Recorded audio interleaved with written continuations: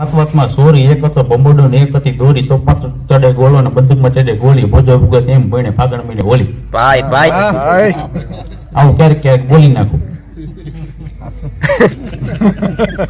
આ વખતે હમણાં જો કાલે જ વાત કરતા હતા, આ વખતે હોલી ઓલા પ્લોટમાં રાખી છે.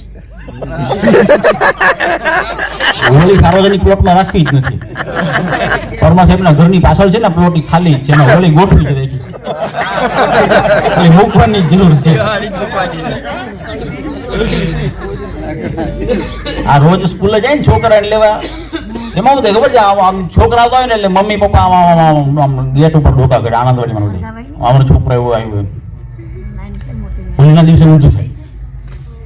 હોળીના દિવસે છોકરાને લાઈનમાં ગોઠવી દઈશ, મમ્મી પપ્પા પાસે દોડી જાવ જેને હોય નહીં. હમણાં આવતા હતા હોળી પેલા એની મમ્મી છોકરાને 3-4 વખત ઝાપટ મળતી હતી. એ કે પણ મને હું કામ મારો શીખે તો કે આ વખતે એ કે પાડોશના 2-3 નવરાવીને કે પછી મોટું દેખાણું. પકડી પકડી નવરાવે રહે મોટું દેખા મારું નથી. હા એટલે આવું થાય. હમણાં તો એક રિઝલ્ટ હતું ને, એના 2 દિવસ પહેલા છોકરાને એના પપ્પા મારતા હતા જોરદાર. હું કામ મારો છું, રિઝલ્ટ તો હજી 2 દી પછી છે. મને કે હું કાલે 12 ગામ જાઉં છું.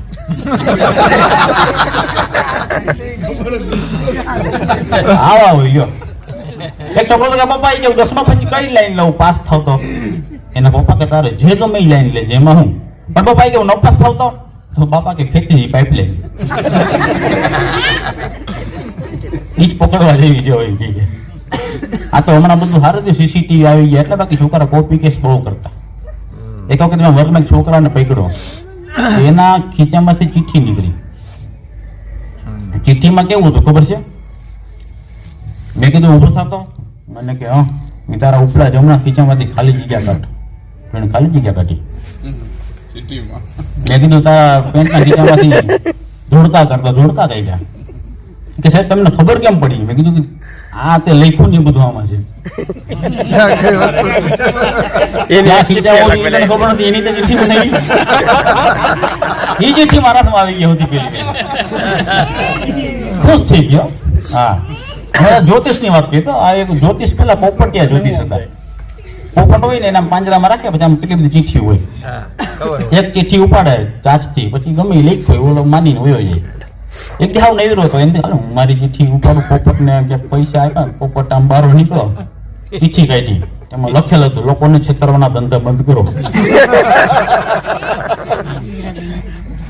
આ જ્યોતિષ ની વાત તમને કીધું. હાલો ને આમાં આ તો મારું એવું છે, આમાં કઈ જે આવે આમ જે યાદ આવે આમાંથી આવતું જાય એવી વસ્તુ છે. આમાં કઈ બટન નથી રિમોટ બંધ કરવાનું કહેજો. તમારે ક્યાં વાંધો? આવશે એટલું હાલે રોજ નું 15-20 કિલોમીટર રોજ નું હાલે. થોડા સુધી ભૂગીએ સીધું આવી લાવો.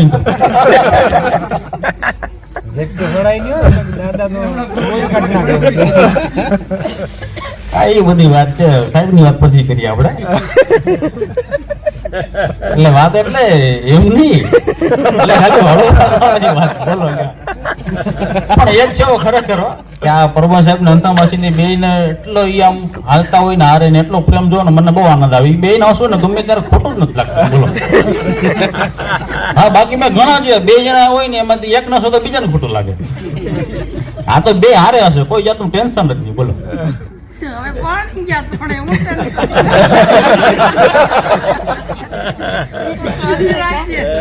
એ વાત સાચી, સામાજિક જવાબદારી માંથી મુક્ત થયા એટલે મજા આવે.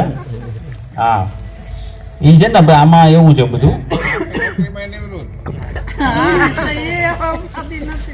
નિવૃત્ત થઈ ગયા એટલે કઈ ઉપાધિ નથી. એમાં છે ને આ એક માણસ ની છે ને એક જિંદગી છે, એના બધા અલગ અલગ તબક્કા હોય. આમ તો એમ કેવાય છે કે છે ને 1 થી 20 વર્ષ છે ને ગમે એ ખવાય, પછી 21 થી 40 વર્ષ છે ને એ ભાવે એ ખવાય, પછી 41 થી 60 વર્ષ છે ને હદે એ ખવાય, અને 60 વર્ષ પછી છે ને જે થાળીમાં આવે એ ખવાય.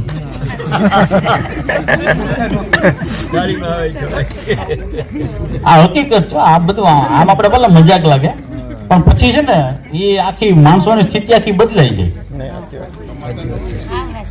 વૃદ્ધ છે ને એના પ્રત્યે મને બહુ માન છે. જો હું ઓળખતા ના ડોહ બાપા ને બોલાવું, માડી ને બોલાવું, ભલે એને ઓળખતા ના હોય તો પણ એનું કારણ છે કે એને છે ને હવે સમયની જરૂર છે.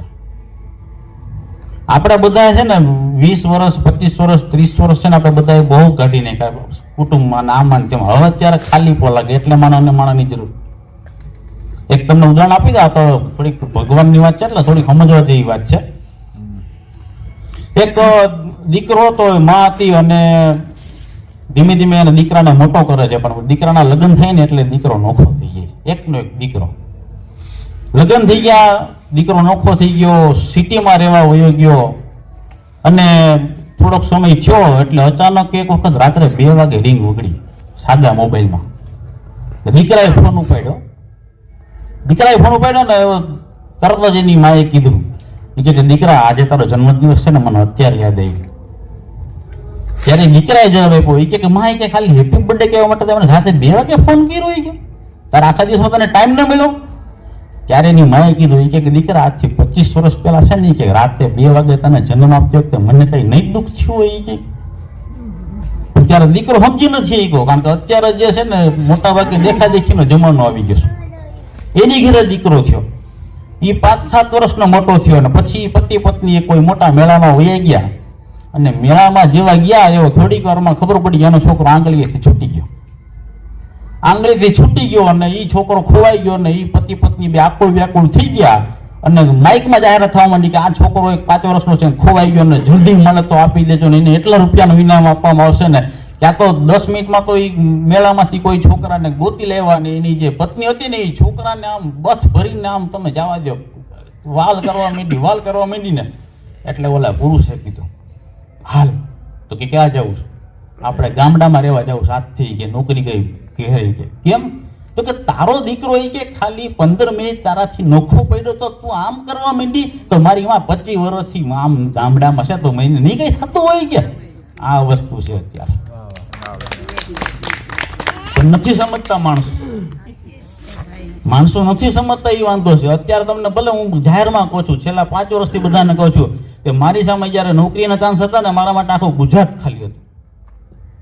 આજથી 23 વર્ષ પહેલા મને અમદાવાદમાં નોકરી મળતી હતી, મને ગાંધીનગરમાં નોકરી મળતી હતી, જે ધારો એ સિટી મને મળતું હતું, છતાં મેં ઉના હું કામ પસંદ કર્યું, નવા બંદર હું કામ પસંદ કર્યું, દેલવાડા હું કામ પસંદ કર્યું? કારણ મારો જન્મ આ છે, મારી માતૃભૂમિ આ છે, આને મારે મારી કર્મભૂમિ બનાવવાની છે. બાકી સિટીમાં જઈને તો મને પૈસા કમાતા આવડતું હતું.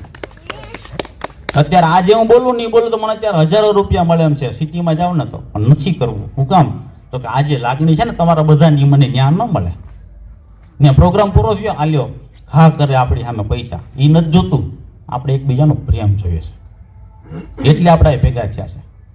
આ કાનભાઈ અત્યારે 1.5-2 કલાકથી ગળું ગાય, એક ક્યારેક 10 મિનિટ તો વારીસો સામે ગાજો, ખબર પડે પિક્ચરના ગીતમાં ડર થઈ જાય, એક ગીત પૂરું થઈ નહીં ક્યાં. આ 1.5-2 કલાકથી ગાય છે. શું કામ? પડોશીનો પ્રેમ છે, બીજું કઈ નથી. બાકી આની અડધી કલાકના કેટલા રૂપિયા મળે એની ખબર છે, બધાને ખબર છે. પણ આ વસ્તુ આપણે સમજવાની છે, પણ એ માણસો સમજતા નથી. એટલા માટે નાના બાળકોને હું તો કહું છું, સમજાવું છું કે આ એક એવી પેઢી છે આપણે છેલ્લી અત્યારે, કે એક ઓલી પેઢી ને આ પેઢીની વચ્ચે સેતુ છે. જો આ સેતુ તૂટી ગયો ને તો હવે તમે યાદ રાખજો, જિંદગીમાં છે ને કોઈ ભાઈ હગા કે બેન કે માતા પિતા કે દીકરા કે કોઈને સંબંધ જ નહીં છે. બધા છે ને નોખ નોખા થઈ જાય. પાપ કરાવી પૈસો, ધર્મ કરાવી ધન. આજે જે થયું છે ને એ ધન છે, ધર્મો કરાવ્યો છે આપણને. બાકી આ 1-1.5-2 લાખ રૂપિયા વાપરવા ને તો આપણે ગમે એ વાપરવાના આપણી પાસે ચાન્સ હતા. એ ફેમિલી ટૂરમાં વહી જાવ ને, 1.5-2 લાખ રૂપિયા વાપરીને આવવાનું કોણ તમને પૂછવાનું હતું? પણ આપણે આપણી જે ઈમાનદારીની કમાણી છે એમાં આપણે રસ્તો કર્યો છે કે આપણે થોડુંક ધર્મનું કામ કરીએ તો આપણે આવનારી પેઢીમાં થોડાક સંસ્કાર આવે અને આપણે કંઈક સારું કરીએ આપણી સોસાયટીમાં. આ બે યાદ છે આપણે. આ બાજુ સોનીગ્રાભાઈએ સારું કામ કર્યું, આ બાજુ પરમાર સાહેબે કર્યું, અને વચ્ચે જાનીભાઈના 2 હાથ છે, જમણા અને ડાબા. બે બાજુ લાખ રૂપિયા ઉપરનો 2 યોગદાન આપ્યું છે. આ જાહેરમાં કહું છું, મને કોઈની બીક નથી. ઓછામાં ઓછું લાખ રૂપિયાનો હે, ભલે જે ગણો. સામે પણ સાહેબ એટલો ભોગ આપ્યો છે. આ ઓરડી બનાવવાની હતી ને ત્યારે કેટલું બજેટ હતું આપણને ખબર છે, અને એમાંથી આપણે બધા કેટલા આપી શકાય એ પણ આપણને ખબર છે. પૈસા આપવા, માથે રહેવું, સમય આપવો, એ બધી અલગ અલગ વસ્તુ છે. પણ જે થયું પણ આજે મજા આવી છે એટલી મને ખબર છે. એટલે તમે મને મજા કરવા માટે અથવા હસવા માટે બેઠાડ્યો છે, પણ હું તમને બધાને ગંભીર બનાવવા માંગતો નથી, પણ સાચી વાત કરવા માંગુ છું. સોમવાર છે, શંકર ભગવાનનો વાર છે, બ્રાહ્મણનો દીકરો છું, ખોટું નહીં બોલું.